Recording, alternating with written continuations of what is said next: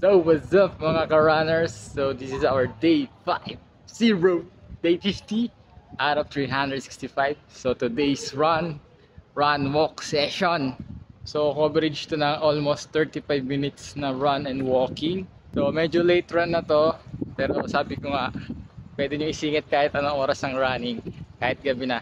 So time check 7:41 in the evening. So mag 35 minutes run pa tayo. Come and join me. Let's run. Stay active, be healthy, be wealthy. So mostly this is a zone 2 running. Kasi almost hanggang 154 BPM lang. So for the first kilometer, 9:34. 2K, 8 minutes something. Hindi ko na nakita. Kasi nag-enjoy tayo tumakbo.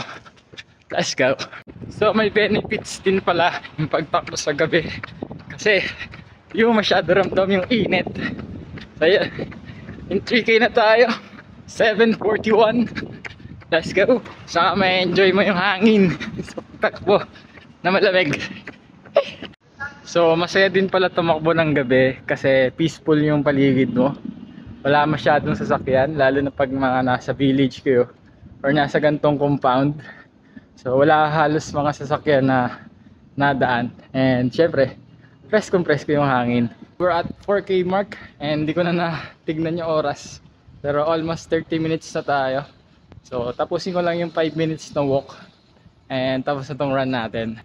So I hope, I encourage you once again to stay active, to be healthy, to be wealthy. And always run for your life, for a better living. So ayun lang. Day 50 done. Here again at BGZ Bacoor.